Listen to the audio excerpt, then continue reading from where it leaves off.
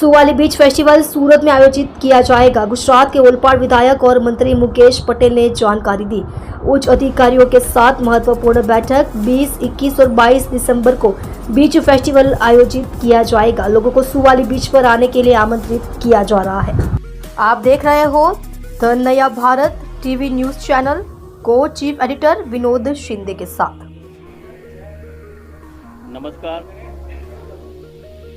Suvali beach festival 2024 તારીખ 20, 21 અને 22 ડિસેમ્બરના રોજ યોજાનાર છે। ગત વર્ષે પણ આ બીચ ફેસ્ટિવલ યોજવામાં આવ્યો હતો। આદરણીય દેશના વડાપ્રધાન શ્રી મોદી સાહેબના દિગ્દર્શનથી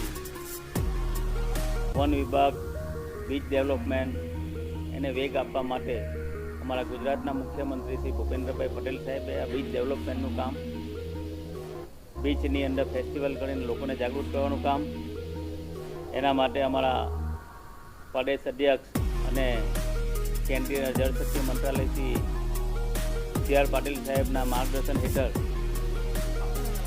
આ વિસ્તારના લોકલાડીલા ધારાસભ્ય સંદીપભાઈ ગત વર્ષે સરકારમાં રજૂઆત કરવાથી ગત વર્ષેથી આ બીચ ફેસ્ટિવલ ચાલુ થયો હતો। આ વર્ષે ગત વર્ષે 2 દિવસનો ફેસ્ટિવલ હતો।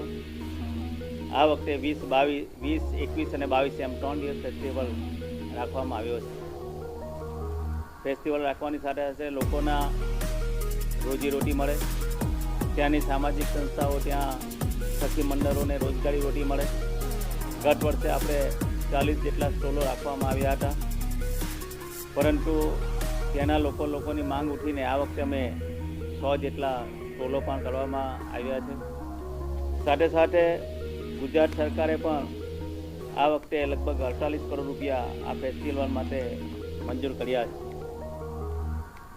આપણે જોઈએ છે કે સુવાલી બીચ એ સુરતનો ફેવરિટ બીચ છે।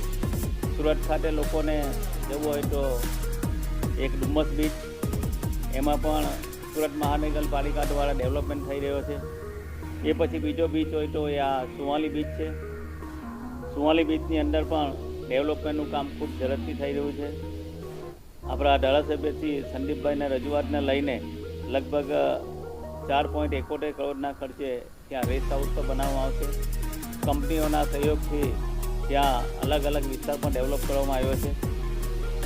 ગુજરાત સરકાર દ્વારા બીચ ડેવલપ માટે 28 કરોડ રૂપિયાની ગ્રાન્ટ પણ ફાળવવામાં આવી છે।